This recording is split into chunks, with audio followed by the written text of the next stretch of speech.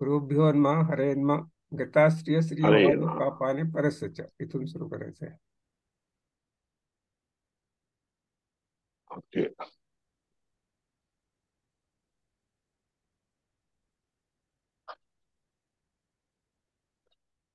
हरे नमः. यैज्यते विधीशान चक्रपूर्वैः सदा मखैः रमा प्रणयिने तस्मै सर्वयज्ञभुजे नमः.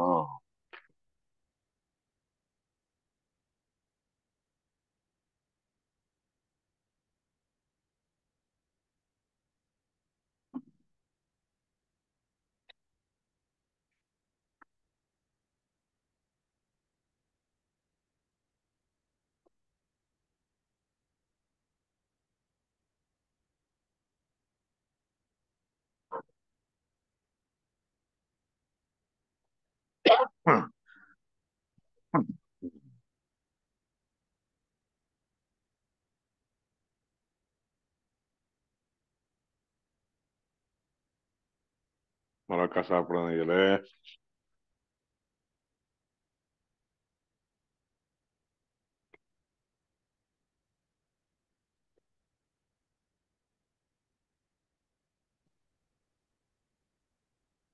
ऍक्च्युली 80-85 श्लोक आहेत, त्याच्यातला 63वा आहे. म्हणजे मी नंबरिंग केले म्हणून.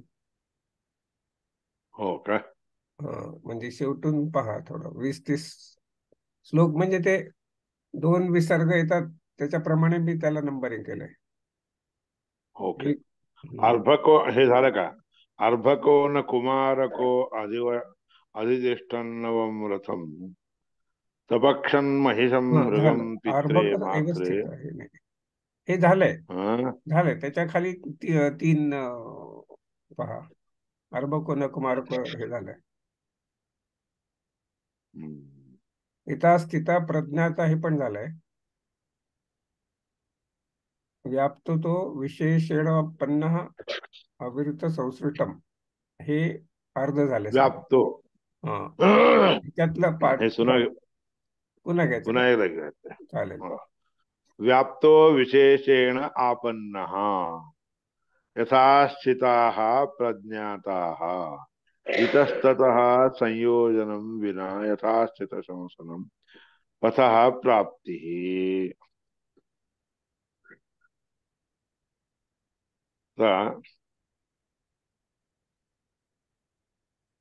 यथा स्थिताः प्रज्ञाताः इतस्ततः संयोजनं विना यथा स्थित संसनं पथः प्राप्तिः. मार्ग एकूण इकडं तिकडं असणाऱ्या गोष्टींचा एके ठिकाणी संग्रह करणे सोडून जे जसं आहे तसंच प्रशंसा करणे याला यथास्थिता प्रज्ञाता म्हणून सांगतात.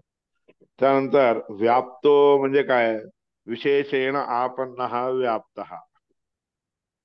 वि आप्त. विशेषेण. वि म्हणजे विशेषेण. आप्त शब्दाचा अर्थ आपन्न, प्राप्त करून घेतलेला. व्याप्त शब्दाचा अर्थ आहे.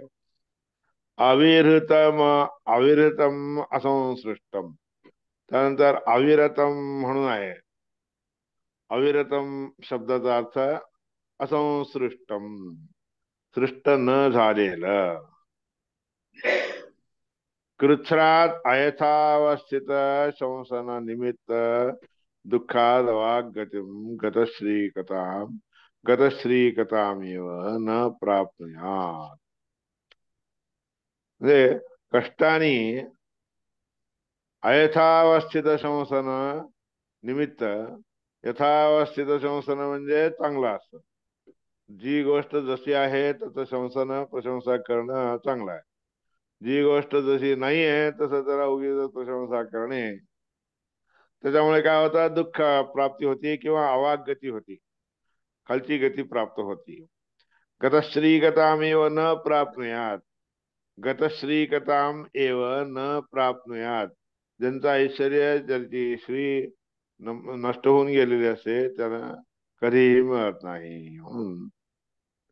इतस्तत संयोजन विना यथा स्थित संसनं पथा प्राप्ती. झाल्यानंतर व्याप्त शब्दाचा अर्थ विशेषण आपन्न. अविरतम अविहृत शब्दाचा असा असंसृष्ट असा अर्थ.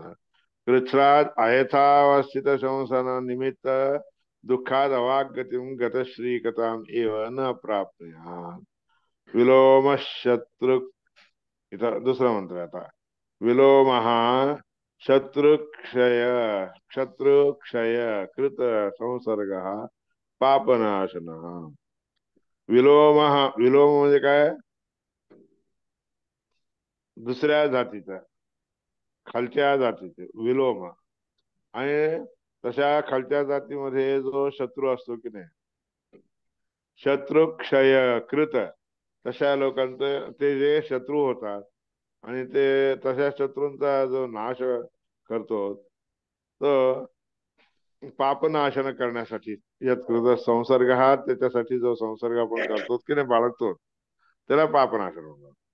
यथावस्थित श्रीकर, यथावस्थित श्रीकर, श्रीकर स्यात् स्वाध्याय शंसने म्हणून प्रवृत्त संहितेमध्ये सांगितलं.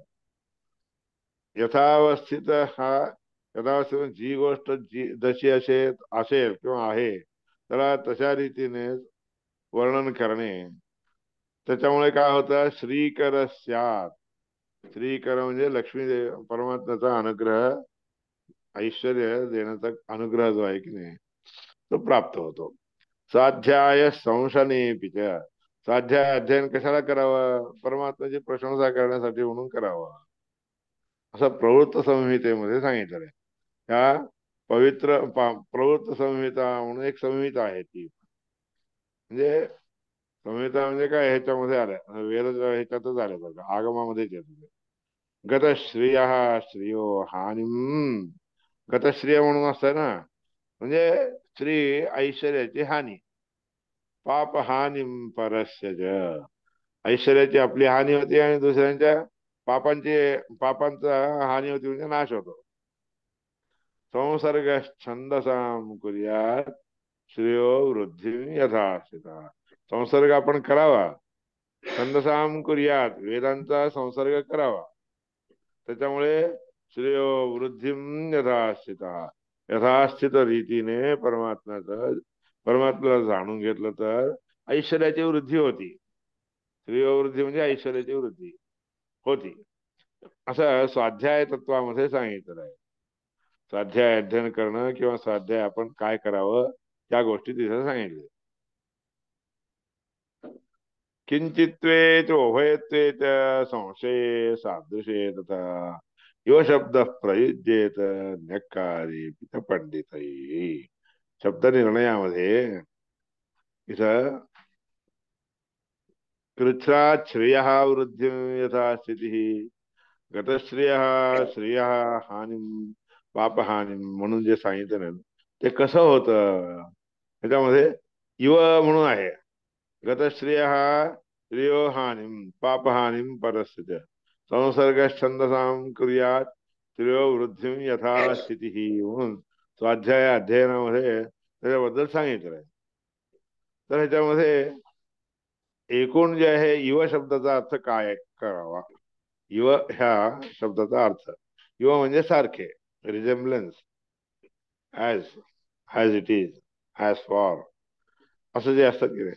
किंचित्वे, थोडं कमीपणा असं म्हणलं तरी देखील युव वापरावा. जसं चंद्र आणि मुख दोघांचं आपण कम्पेअर करतो ना, त्याच्यामध्ये कमीपणा कशाचा असावा? मुखाचा कमीपणा असावा, चंद्राचा जास्तपणा असावा. जे दृष्टांत आपण देतो की नाही, ते दृष्टांत दिला असताना त्या दृष्टांतामध्ये कशाचा रिझेम्बलन्स येतो, दृष्टांत देतो ती गोष्ट श्रेष्ठ असावी, आणि कशाशी देत असतो ते कमी असावी, म्हणून ते सांगायला. किंचित्वे उभयत्वे, दोन्ही गोष्टी सारख्या असतात ना. राम आणि लक्ष्मण, राम आणि लक्ष्मण ह्या दोघांचं युद्ध राम आणि कृष्णासारखंच होतं. राम लक्ष्मणयोर युद्धम, ते दोन्ही जसं आहे की नाही, तसं श्रीकृष्ण आणि बलराम आणि कृष्ण यो अपि तथा एव म्हणून म्हणलं. ते ते कसं असतंय, उभयत्व म्हणजे दोन्ही गोष्टी राम रावणयोर्युद्धम राम रावणयोरिव, असं दृष्टांत दुसरीकडे दिलेलं आहे. आपल्यामध्ये तसं नाही आहे. हे काय म्हणतायत, राम आणि बलराम आणि श्रीकृष्ण ह्या दोघांनी केलेलं युद्ध राम आणि लक्ष्मणाने केलेल्या युद्धासारखं होतं म्हणून त्याला बरोबर रिझल्ट म्हणतात आपण. हम्म? उभयत्वेच संशये, संशय आला असताना इथं माझं म्हणून संशय, हे असंच असायला पाहिजे का, ते तसं असायला पाहिजे का, म्हणून याप्रमाणे युवा जे आहे की नाही, हे असंच असू शकेल का, ते तसंच असू शकेल का, म्हणून या गोष्टीमध्ये देखील युवा वापरायचा. सदृशे, संशये सदृशे तथा, आणि सादृश्याच्या बद्दल देखील. सदृश म्हणजे समान असणारा, तसा निर्माण. युवा शब्द प्रयुज्येत, म्हणून युवा शब्दाचा अर्थ, हा युवा शब्द जे आहे अशा ठिकाणी वापरावा.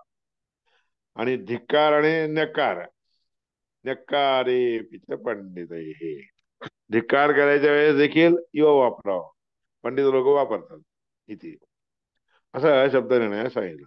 आता गतश्रीत्व संशय अपि इत्यर्थ, म्हणून इथं गतश्री म्हणून दिलेलं ना, गतश्रिय हा श्रियो हानिम तापहानिम परस्थिती, या ठिकाणी गतश्रिय हा म्हणजे काय आहे, धिक्कार करण्यासाठी. नकारे म्हणून सांगितलं ना, नकार म्हणजे धिक्कार कर, म्हणजे त्यांची, त्यांचं ऐश्वर कुठं, तुमचं ऐश्वर कुठं हो, असं म्हणतात ना, त्यास काय धिक्कार केल्यासारखं. धिक्कार केल्यासारखं म्हणजे त्यांचं ऐश्वर खूप आहे, तुमचं काय हो काही, त्यांच्यासारखं तुमचं थोडंच आहे असं म्हणायला देखील, त्यांच्यासारखं तुमचं थोडंच आहे म्हणून नकार करण्यासाठी, धिक्कार करण्यासाठी देखील किंवा शब्द वापरतात. इतस्ततो विशेषेण हृतम विरुतम, इतः ततः विशेषेण विरुतम, इकडे तिकडे सगळीकडे असा अर्थ. इतस्ततः संयोजनम, इतस्ततो विशेषेण हृतम विरुतम, मग इथं इकडे तिकडे लावणे, इकडची गोष्ट तिकडे लावणे, तिकडची गोष्ट इकडे लावणे, ह्याला म्हणतात विरहृतम, व्याहृतम. पापानां व्यतिषिक्तत्वात् व्यतिषक्तम विनाशकम, पापानां व्यतिषिक्तत्वात्, पाप कसे असतात, व्यतिषिक्त असतात, एके ठिकाणी नसतात, त्यांच्यामध्ये काही दिवस, त्यांच्यामध्ये काही दिवस असे राहत असतात. पापानां व्यतिषिक्तत्वात् व्यतिषिक्तम विनाशकम, धनस्य व्यतिशंकेन व्यतिशंगो विनाशकः, धन अव्यतिशंगानी म्हणजे एका ठिकाणी एकाच प्रकारे राहणं, ज्या ठिकाणी नसतं त्याला अव्यतिशंग म्हणतात. आणि व्यतिशंग शब्दाचा अर्थ काय आहे, इकडं थोडे दिवस तिकडे थोडे दिवस राहणं, म्हणजे धन एका ठिकाणी स्थिरपणे राहत नाही असा अर्थ. म्हणून विनाश ज्यामध्ये होत नाही त्याला व्यतिशंग म्हणतात. सदृशम सदृशस्यैव, समान असणारी गोष्ट समान रीतीने राहावी लागते. हे तस्यात प्रविनाशकम, म्हणून यथावस्थितपणे संसार करणे, हे ज्याच्यामध्ये नसतं त्याला ज्याच्यामध्ये यथास्थित जी गोष्ट जशी आहे त्याला तसं समजणं ही चांगली गोष्ट आहे. न समजणं हे विरुद्धपणे समजून घ्या, आणि त्याच्यामुळे पापहानी होती, पापहानी होती आणि ऐश्वर्य सगळं नष्ट होऊन जातात. म्हणून सदृशम सदृशस्यैव यथास्यात् प्रतिनाशकम प्रविनाशकम तथाप्यप्राप्त नाशस्य धनस्य बलवत्तरः, जे अप्राप्त नाश आहे म्हणजे आपल्याला अजून नष्ट झालेलं नाही असलं धन, नष्ट न झालेलं धन, हे बलात्काराने आपण स्वीकार केला तर ते नष्टच होतं. जी गोष्ट नष्ट झालेली नसते तशा गोष्टीपासून, तशा व्यक्तीकडून धन आपण घेतलं तर ते धन बलात्काराने घेतलं असताना आपल्याकडे देखील राहत नाही. त्याच्यासाठी उदाहरण म्हणजे तुम्हाला एकादश स्कंदामध्ये भागवत एकादश स्कंद असते. त्या एकादश स्कंदामध्ये मधमाशा असतात ना, मधु म्हणजे मधु किडे मध जे तयार करत असतात, ते काय करतात, त्याच्यावर सगळं अनेक प्रकारच्या फुलावर बसून त्या फुलातील रस मात्र संग्रह करतात. रस मात्र, मधु मात्र संग्रह करतात. ते संग्रह केलेलं जे मधु असतंय की नाही, मध असतोय ना, ते मधमाशा जमा करतात. पण ते मध खातात का, ते स्वतः भोगतात का? नाही. दुसरेच लोक, कोणी मधमाशे मारून टाकतो आणि त्याच्यातलं मध काढून घेतो आणि जातो. जो घेऊन जातो तो तरी खातो का? नाही. तोही दुसऱ्यांना विकून टाकतो. त्याप्रमाणे लोभाने संग्रह केलेली गोष्ट, लोभाने संग्रह केलेली वस्तू, ती मला पाहिजे म्हणून कधीही म्हणायला जाऊ. ती जर आपण पाहिजे म्हणलं तर आपल्याकडे राहतच नाही, ती दुसरीकडे निघून जाते. दुसरीकडे निघून जाते. जसं मधमाशाने महाकष्टाने लोभाने संग्रह केलेला मध त्याच्या भोगाला येत नाही, कारण बनत नाही. तर मधमाशांना मारून मध संग्रह करणार असतो की नाही, तो ते मध संग्रह करतो, पण तो मध संग्रह केलेला तर त्याच्या कामाला येतच नाही. तो लुब्धैर्य दुःख संचितम म्हणून तिथं दिलेलं आहे. लोभी लोकांनी दुःखाने जे संचय केलेला असतो, संग्रह केलेला असतो, ते त्याच्या कामाला येतच नाही, त्याच्या भोगाला येतच नाही, दुसऱ्यांना विकून टाकतो असं असतं. तर याप्रमाणे इथं ते सांग, तथापि अप्राप्तनाशस्य धनस्य बलवत्वतः शक्नुयान्न विनाशाय पापस्य इच्छा समेधितम. त्या इच्छानी युक्त झालेला, इच्छा करून संग्रह केलेला जे असतं की नाही, तशा लोकांचा स्वीकार केला, संग्रह केला तर ते पाप. आणि ते पाप कसं असतंय, विनाशाय, विनाशाला कारणीभूत होत. म्हणजे ज्यांची इच्छा पापाला कारणीभूत होत नाही, म्हणजे त्यांची इच्छा पापाला कारणीभूत नसताना झाली नसताना, त्याच्याने मात्र आपल्याला ऐश्वर्य प्राप्त होऊ शकतं. म्हणून बलात्काराने घेतलं तर ते पाप असतं. आणि ते पाप तशा पापाने घेतलेलं असतं का, तर त्याच्या भोगाला येत नाही, कारण म्हणजे कारणीभूत बनत नाही.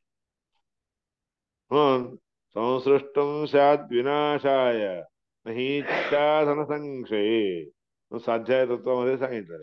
संसृष्टम चांगल्या रीतीने तयार केलेलं, रीतीने तयार केलेली गोष्ट विनाशाय, ते विनाशाला कारणीभूत बनते. नाही इच्छा धन संशय, इच्छाने धन संग्रह केला तर ती संशय भवती. संशय म्हणजे नाशाला कारणीभूत बनतात.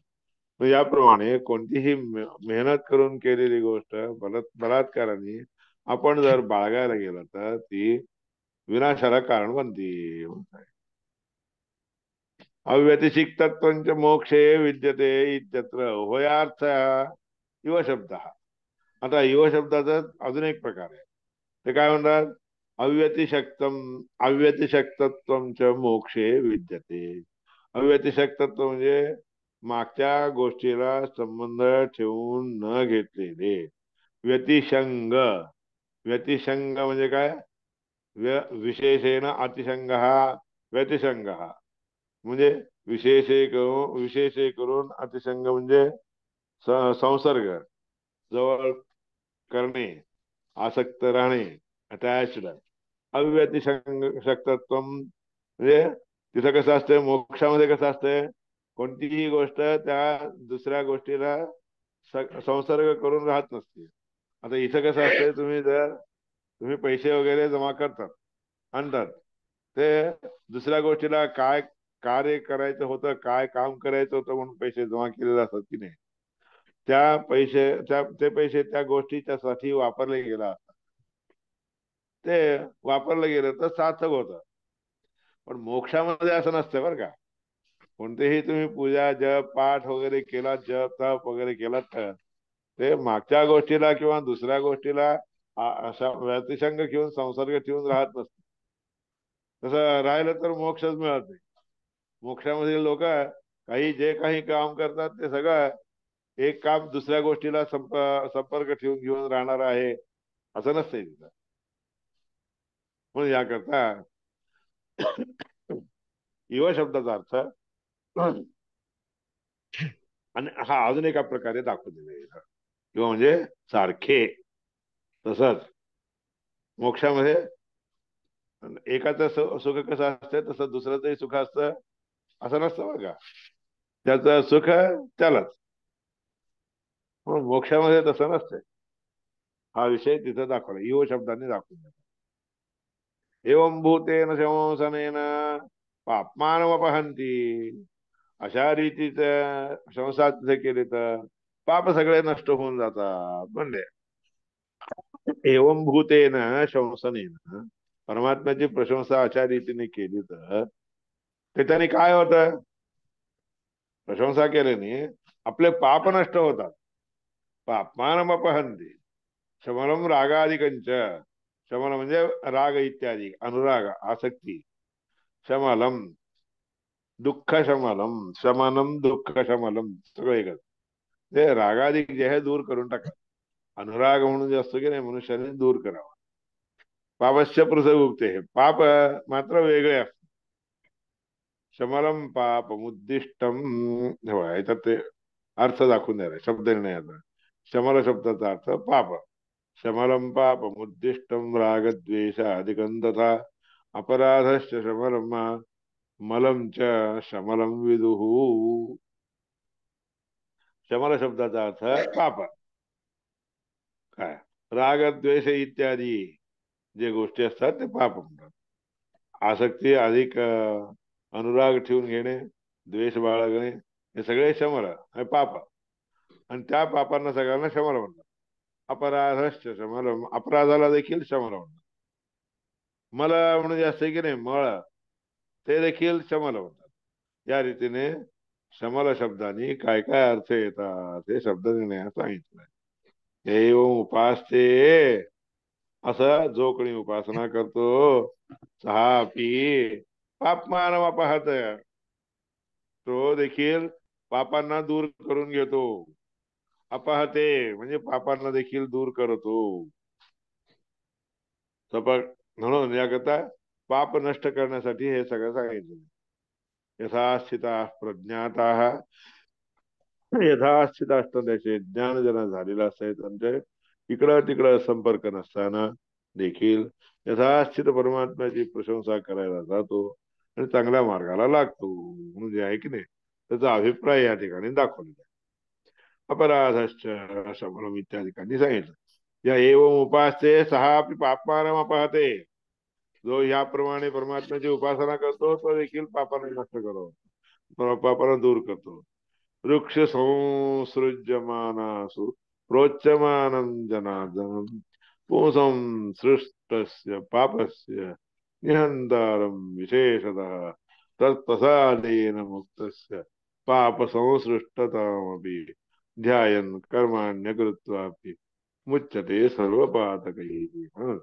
ही प्रवृत्त संहिता म्हणून आहे त्याच्यात सांगितलं आहे. वृक्षो म्हणजे वेदामध्ये मंत्रामध्ये वेद ऋग्वेद मंत्रातील संसृज्यमानासु. त्या मंत्राने जे जी गोष्ट तयार करावी किंवा प्राप्त करून घ्यावी असे सांगितलेले असते ते मंत्र प्रोच्यमान जनार्दन. त्या मंत्राने सांगितलेलं कोण आहे जनार्दन श्री हरी परमात्मा आहे. प्रोच्यमान जनार्दनम. विशेष करून सांगितला वर्णन केला जाणारा जो जनार्दन आहे सृष्टस्य पापस्य. स्वरूपाने जन्माला आलेला पुरुष रूपाने जन्माला आलेला तो व्यक्ती असो त्यांनी सृष्टस्य म्हणजे त्यांनी तयार केलेले त्यांनी जमा केलेले जितके पाप आहेत की नाही त्या सगळ्या पापांना निहंतारम विशेषतः. जनार्दन म्हणून शब्द आहे ना त्या जनार्दन या शब्दाचा अर्थ सांगितलं तिथं. जनान अर्जयती. जनार्दन म्हणजे परमात्म्याला जनार्दन कशाला म्हणावं? हं? जनार्दन हे परमात्म्याचं नाव कसं आलं? पुंस सृष्ट, पुरुष रूपाने सृष्ट केलेले, तयार केलेले जे पाप असतात, त्या पापस्य निहंतारम विशेषतः, तसल्या पापांचा निहंतारम संहार करणारा, नाश करणारा विशेष करून जो श्रीहरी परमात्मा आहे की नाही, म्हणून अर्धन म्हणून सांगितलेलं आहे. अर्धन शब्दाचा अर्थ निहंतारम, पापस्य निहंतारम. जन म्हणजे पाप करण्यासाठी, म्हणूनच जन म्हणजे जन्माला येत असतो. हं? स जीव यः पुनर्भव. जीव जन हे सगळं एकच शब्द आहे. पुरुष, पुरुष रूपाने येतो आणि पाप सगळे तयार करत असतो. आणि तसल्या सगळ्या पापांचा दूर करणारा म्हणजे पापांना नाश करणारा विशेष करून जो आहे त्या परमात्म्याला काय म्हणतात वेदामध्ये? जनार्दन या रूपाने सांगितलं. वृक्ष संसृज्य मानासु प्रोच्यमानं जनार्दनम पुंसं सृष्टस्य पापस्य निहंतारम विशेषतः तत्प्रसादेन. आणि पाप सगळे नष्ट करतो एवढंच नाहीये, त्याच्या प्रसादाने, त्याच्या अनुग्रहाने मुक्त होतो. मुक्तस्य पापा संसृष्टतामपि. पाप पुन्हा तयार करण्यासाठी ज्याचा जन्म नसतो, जो ज्या ठिकाणी मुक्त होऊन जातो त्या ठिकाणी पुरुष लोक जेव्हा जन्म रूपाने येतात ना, समुद्र म्हणजे ह्याच्या संसारामध्ये येतात की नाही, जन ह्या नावाने जेव्हा संसारात येतात त्यावेळेस ते कसे कसे आलेले असतात? अनेक प्रकारचे केलेले पाप असतात की नाही, सगळ्या पापांचा घडा तयार होऊन, संग्रह होऊन, त्या संग्रहामुळे जन्म म्हणून जन्माला येतो. आणि मग परमात्मा काय करतो? जनार्दन परमात्मा वेदामध्ये सांगितलेल्या प्रशंसित असणाऱ्या त्या परमात्म्याच्या अनुग्रहाने अर्ध जनरूपाने आलेला असताना जे काही पाप त्यांनी संग्रह केलेले असतात त्या सगळ्या पापांचा निहंतार संहार करतो. ते संहार करतो एवढंच नाही, जनार्दन काय करतो? विशेष करून त्याच्या प्रसादामुळे मुक्त करून टाकतो, स्वतःच्या अनुग्रहाने त्याला मुक्त करून टाकतो. आणि मुक्त झाला असताना तो कसला जन होतो? मुक्त झालेला जो जन असतो किंवा जो असतो ना व्यक्ती, तो तिथं जन म्हणून शब्दाने वाच्य नसतो. कारण जन ह्या शब्दाचा अर्थ काय आहे? पापांची खणी. जे पापांची खणी ज्यांनी प्राप्त करून घेतलेली आहे तो जन. आणि त्या खणीला, त्या खाणीला निहंतारम, त्या परमात्म्याच्या अनुग्रहाने ऋग्वेदामध्ये सांगितलेलं परमात्म्याचं जे स्वरूप आहे की नाही ते वर्णन केलं असताना, ते समजून घेतलं असताना पाप सगळे नष्ट करतो तो. एवढंच नाही, त्या परमात्म्याचा अनुग्रह प्राप्त झाला असताना मुक्त होतो तो. मुक्त झाला असताना मुक्त स्वरूप कसं असतंय? पाप असंसृष्टताम. पाप कधीही पुन्हा सृष्ट करणं होत नसते. तिथं पाप तयार करण्याची प्रक्रिया नसते. तिथं गेलं की सगळे गेलेले पाप सगळे नष्ट होऊनच तिथं जातो. पुन्हा पाप संग्रह करत बसत नाही. ध्यायन कर्माण्य कृत्वापि मुच्यते सर्व पापे. ध्यायन, अरे आपण असे कर्म केलो होतो, असं समजून जो चिंतन करतो आणि पाप पुन्हा करायला जात नाही, तो सगळ्या पापापासून मुक्त होत असतो. म्हणजे आपण जे केलेले पाप आहेत ते पाप आपण असे असे संग्रह केलो होतो बरं का, असं समजून परमात्म्याला चिंतन करतो की नाही, ऋग्वेदाधिक मंत्रामध्ये सांगितलेलं परमात्म्याचं रूप चिंतन करतो, त्यावेळेस तो परमात्मा काय करतो? त्यांचे सगळे पाप अर्जन करतो, म्हणजे नष्ट करून टाकतो. म्हणून पाप सगळे नष्ट करून टाकल्यावर पुन्हा पाप करायला मुक्त, जेव्हा मुक्त दशा झाला तेव्हा तेव्हा परमात्म्याने दिलेली असते, त्यावेळेस मात्र ते नुसतं आठवण करत राहतो. अरे असले असले पाप मी केले होते, ते सगळे नष्ट झाले परमात्म्याच्या अनुग्रहाने, असं समजून घेत असतो तिथं. एवढंच, तिथं पुन्हा पाप करायला जात नाही. म्हणून ध्यायन कर्माण्य गुरुत्वापि. मुक्त मुक्त झाला असताना तिथं असं आपण केलो हे चिंतन करतो, तिथे काही न करता देखील तो मुक्त, सर्व पापापासून मुक्त झालेला असतो. त्यामुळं याप्रमाणे प्रवृत्त संहितेमध्ये सांगितलेलं आहे.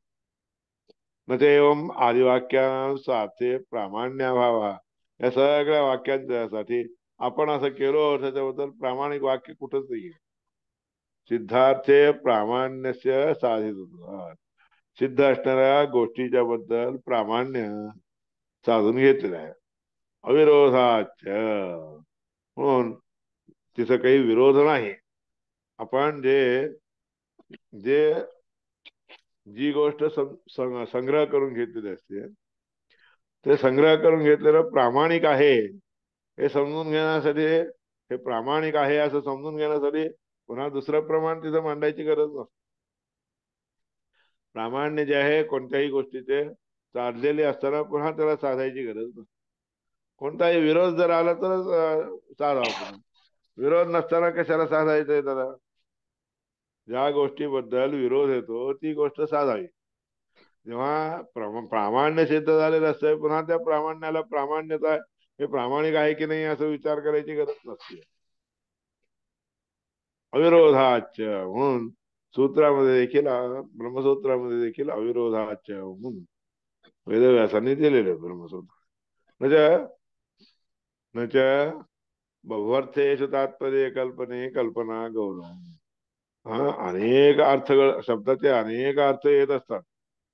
एकदा आले असताना त्याचं तात्पर्य तुम्हाला म्हणजे कळालं असताना पुन्हा त्याची कल्पना, त्याच्यामध्ये तात्पर्य विचार, अजून मी काय हे बघू, मी समजून घेतो, असं कल्पना करणं हे कल्पना गौरव म्हणून दोषदायक आहे. वचनेनैव प्रतीयमानत्वात् अर्थस्य कल्पनाभावात्. नुसतं बोलल्याबरोबर दिसून प्रामाणिकपणा जेव्हा दिसून येत असतो त्यावेळेस पुन्हा त्याच्याबद्दल प्रामाणिकता आहे की नाही अशी कल्पना करणं चुकीची आहे. म्हणून तशी कल्पना करणं चुकीचं असल्या कारणाने कल्पना गौरव म्हणून दोष येतो. म्हणजे अर्थ तात्पर्य अर्थ इति विशेष. वाचनिक अर्थ जो असतो की नाही तो अर्थ तात्पर्य अर्थापेक्षा विशिष्ट असतो. तात्पर्य जे तुम्हाला समजून घ्यायचं आहे ते सगळं त्याच्याने का दिसून येत असते.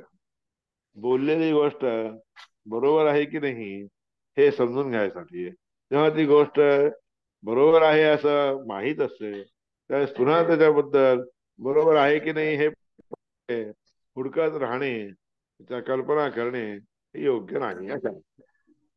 वाचनिकार्थ तात्पर्यार्थम इति विशेष. म्हणजे वाचनिक बोलल्याबरोबर जो अर्थ तुम्हाला दिसून येतो तो अर्थ योग्य आहे, प्रामाणिक आहे असं समजलं असताना पुन्हा त्याचं तात्पर्य अर्थ काय आहे समजून घ्यायची गोष्ट नसते, आवश्यकता नसते.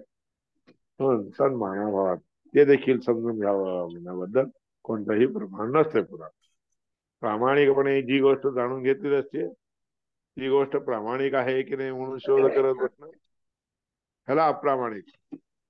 आणि तसं ते पुन्हा समजून घ्यावं असं कोणत्याही प्रमाणाने सांगितलेलं नाहीये. यत्र वाचनिकार्थ अन्यतात्पर्यार्थ प्रदीयते लौकिक वाक्येषु न तत्र साक्षात वचनं बोधकम्. ट्रेन मग 2 मिनिटं राहिले. हा. अरे हो, संपला हा पॅरेग्राफ संपला. या ठिकाणी वाचनिक अर्थ म्हणजे बोलण्यामध्ये येणारा पदाचा अर्थ जो आहे तो जसा आहे तसं समजून घेणं ह्याला तात्पर्य अर्थ जाणून घेणे म्हणतात. अन्य अर्थात जर त्या ठिकाणी दुसरा अर्थ येत असेल तर मात्र विचार करा. म्हणून यत्र वाचनिकार्थात अन्य हा तात्पर्यार्थ प्रतीयते लौकिकेषु वाक्येषु, लौकिक वाक्यामध्ये असं येऊ शकते. न तत्र साक्षात वचन बोधकम, त्यावेळेस ते वचन बोधक होऊ शकत नाही. वचन, लिंग, अनुमान हे सगळे त्या ठिकाणी वापरावे लागतात. तसा विरोध नसलेले जे असतात की नाही वाक्य ते मुख्य आहे. म्हणून त्या मुख्य वाक्यालाच मुख्य वृत्ती म्हणून नाव देतात. आपतत्व निश्चय, कोणी बोललेले जे आहे ते बरोबर आहे की नाही ह्याचा निश्चय. आपतत्व अनिश्चय, आपतत्वाच्या बद्दल निश्चय झालेला नसताना प्रामाण्य. आपतत्व निश्चय व्हायचा असेल तर त्यासाठी प्रामाण्याची गरज नसते. ते प्रामाणिक आहे किंवा नाही हे विचार करायची गरज नसते हे सांगितलं. म्हणून याप्रमाणे जितके वेदवाक्य आहेत ते सगळे वाचनिक अर्थ, वाचनिक म्हणजे बोलल्याबरोबर मुख्य अर्थ दाखवून देत असतात. अन्य अर्थ त्याच्यामध्ये येऊ शकत नाही. म्हणून वेदमंत्रांची वाक्य वाक्य आहे. वेदवाक्य वाक्यम. दुसरे सगळे लौकिक वाक्य आहेत. त्याच्यामध्ये प्रामाणिकता वगैरे बघायला हुडकायला बसावं लागतं इत्यादी सांगितलं. आता ते वाचनिक वाक्य किती असतात काय नाही, त्याच्यामध्ये किती प्रकारचे विरोध वगैरे येऊ शकतात काय नाही, हे सगळे या गोष्टी पुढच्या पाठामध्ये तुम्हाला सांगेल. श्रीकृष्णार्पणमस्तु. वेदवाक्यस्य तु वाचनिकार्थं विना नैवान्यो युज्यते. इथपर्यंत झालेलं आहे. हम्म. हरे उद्या नमः. एकादशी प्रश्न उत्तरे. उद्या प्रश्नोत्तर आहेत. हरे नमः. हरे नमस्कार.